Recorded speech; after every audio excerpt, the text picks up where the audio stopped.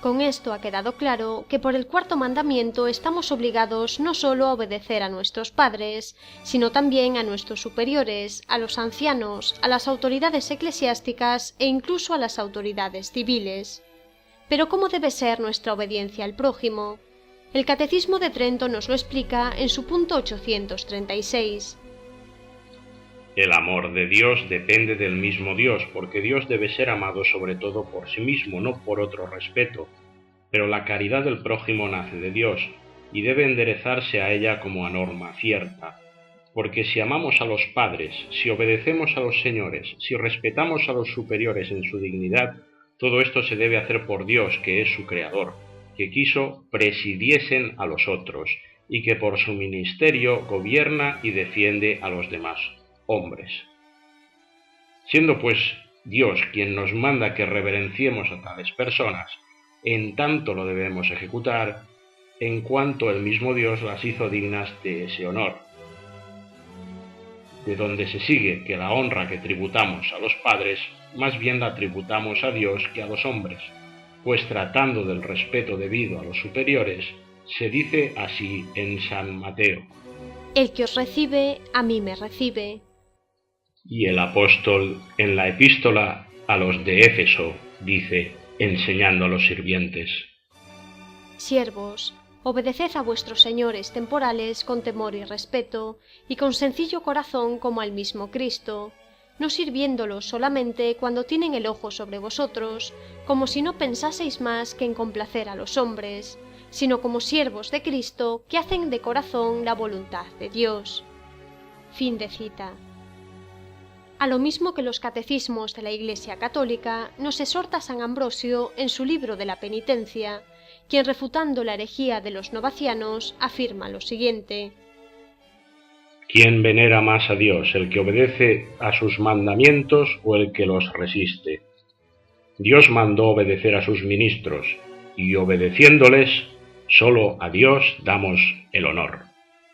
El propio San Pablo nos dice: Obedeced a vuestros prelados, y sujetaos a ellos, porque ellos se desvelan como que han de dar cuenta por vuestras almas. Carta del apóstol San Pablo a los Hebreos, capítulo 13, versículo 17.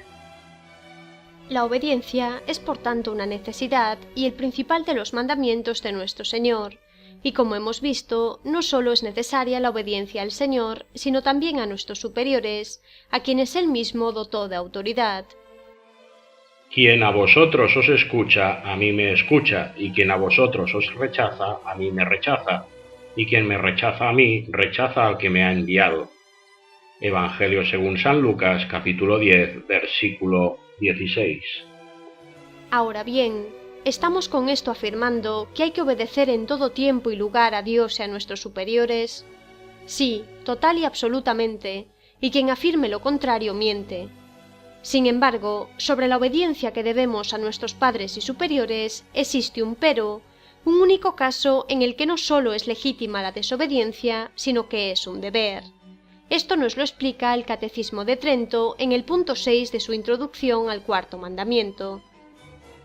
Téngase en cuenta que como los padres y superiores son amados en razón de Dios, deben los hijos anteponer la voluntad de Dios y sus divinos mandamientos a la voluntad de sus padres, cuando las órdenes de los padres y superiores se oponen arbitrariamente a la ley de Dios. Pues como se dice en Hechos de los Apóstoles, capítulo 5, versículo 29, es necesario obedecer a Dios antes que a los hombres. Y el Catecismo de Trento prosigue con esta explicación en los puntos 837, 838 y 839.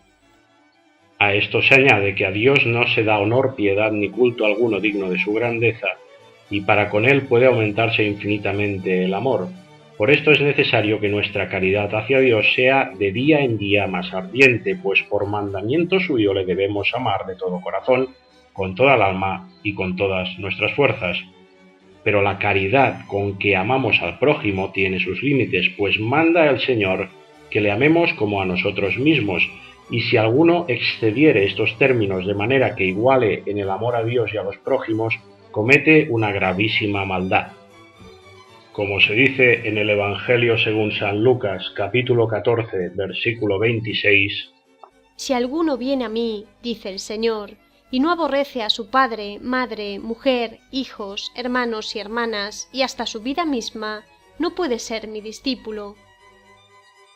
a cuyo propósito se dijo también al que quería enterrar primero a su padre y después seguir a Cristo en el Evangelio según San Lucas, capítulo 9, versículo 60. Deja que los muertos entierren a sus muertos.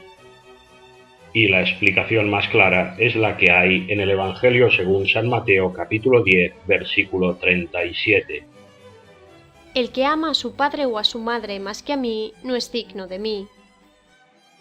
Con todo, no cabe duda de que debemos amar y respetar en gran manera a los padres, mas para que esto sea virtuosamente es necesario que el principal honor y veneración se dé a Dios, que es el Padre y Creador de todos, y que de tal modo amemos a los padres naturales, que así toda la fuerza del amor se encamine al eterno y celestial Padre, y si en alguna ocasión los mandatos de los padres se opusieren a los preceptos de Dios, no cabe duda que deben los hijos anteponer la voluntad de Dios a la de sus padres, acordándose de aquella sentencia divina en Hechos de los Apóstoles, capítulo 5, versículo 29.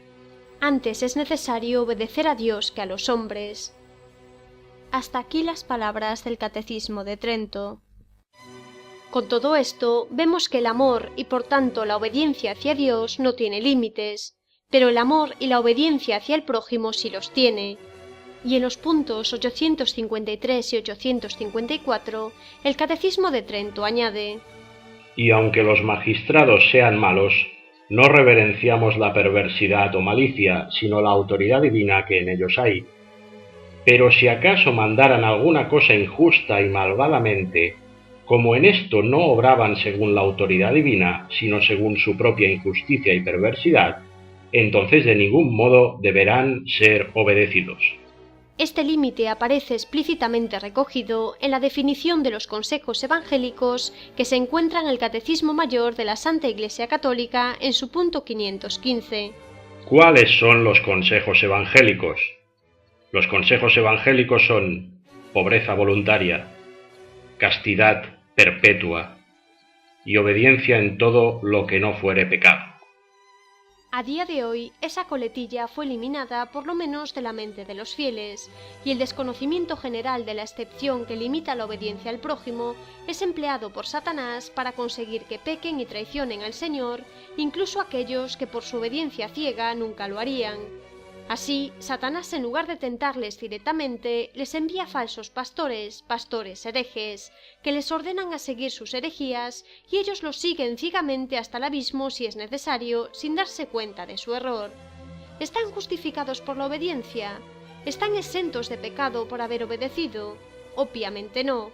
Nadie está privado de razón, y ya no solo por la fe, sino también por la razón misma. Sabemos que en caso de contradicción, antes hay que seguir a Dios que a los hombres.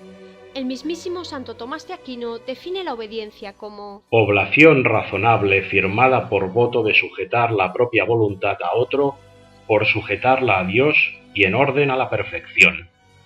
Y en su Suma Teológica, parte 2, cuestión 104, hablando sobre la obediencia y los votos de los religiosos, comenta lo siguiente: Los religiosos hacen profesión de obediencia en cuanto a las observancias regulares, y de acuerdo con sus reglas se someten a sus superiores.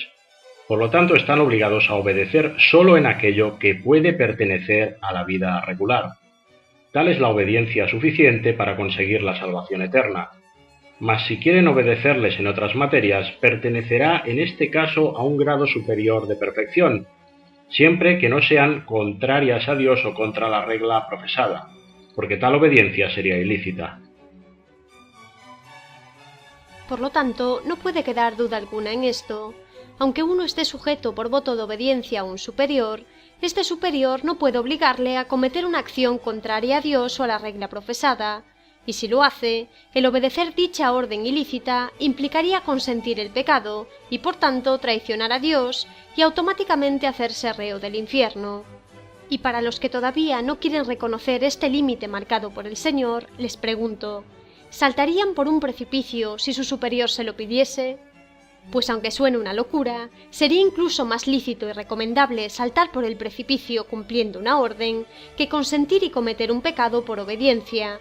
Es 1000 veces preferible morir como santo antes que aparentar justo ante los hombres y ser un réprobo ante Dios. Los mártires de los primeros siglos prefirieron desobedecer voluntariamente las leyes del Imperio Romano, por las que estaban obligados a adorar a los ídolos, y aceptar la pena de muerte correspondiente antes que consentir en el pecado de la idolatría, traicionar al Señor y acabar en lo profundo del infierno. El ejemplo de los mártires no solo es válido para las autoridades civiles, sino para toda clase de autoridad que nos ordene traicionar al Señor o infringir alguno de sus mandatos por mínimo que sea. Quedando claro el límite establecido por el Señor para obedecer a las autoridades humanas, sean las que sean, pasemos ahora con el punto álgido de la cuestión, el papado y su infalibilidad. Desde la definición del dogma de la infalibilidad papal, pronunciada por el Concilio Vaticano I, Satanás ha conseguido que muchos teólogos, malinterpretando dicho dogma, declaren que el Papa, por el hecho de ser Papa, es siempre y en todo lugar infalible e impecable. Este error ha calado de forma tal que ha llegado a infiltrarse y acomodarse en las mentes de la población en general. Pero la propia definición del dogma y la razón misma nos dice que no basta con sentarse en el sillón de Pedro para ser automáticamente infalible e impecable. Un papa, por el hecho de serlo, no está exento de pecado, y por tanto, Dios no lo quiera, puede llegar a condenarse como el que más. El creer que un hombre que instantes antes era pecador, tras su elección como papa se vuelve impecable e inmaculado, y que en todos y cada uno de sus momentos, en todas y cada una de sus palabras, y en todos y cada uno de sus juicios es la expresión de la verdad divina, es un absurdo y una tremenda barbaridad. De hecho, la historia de la Iglesia contradice con hechos irrefutables este absurdo teológico, lamentablemente tan extendido hasta en los mejores círculos de pensamiento. Por algo, en diversas oraciones de la Santa Iglesia se pide por el Sumo Pontífice y los eclesiásticos para que se mantengan fieles al Señor. En las letanías de los santos se pide expresamente al Padre: que te dignes conservar en la santa religión al Sumo Pontífice y a todos los demás eclesiásticos. Por tanto, una cosa es la infalibilidad papal en especialísimas circunstancias y otra muy distinta que el Santo Padre esté confirmado en gracia en todos y cada uno de sus actos. ¿Cuáles son esas especialísimas circunstancias en las que el Sumo Pontífice es infalible?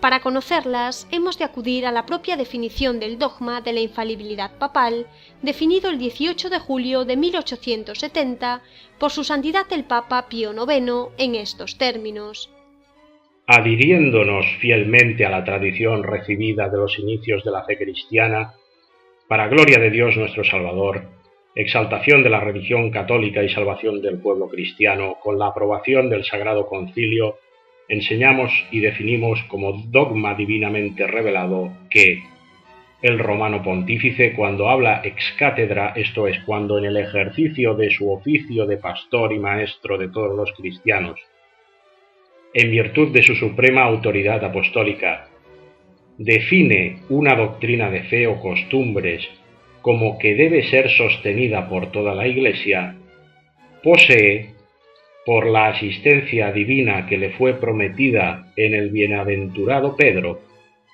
aquella infalibilidad de la que el divino Redentor quiso que gozara su Iglesia en la definición de la doctrina de fe y costumbres. Por esto, dichas definiciones del Romano Pontífice son en sí mismas, y no por el consentimiento de la Iglesia, irreformables. De esta manera, si alguno, no lo permita Dios, tiene la temeridad de contradecir esta nuestra definición, sea anatema.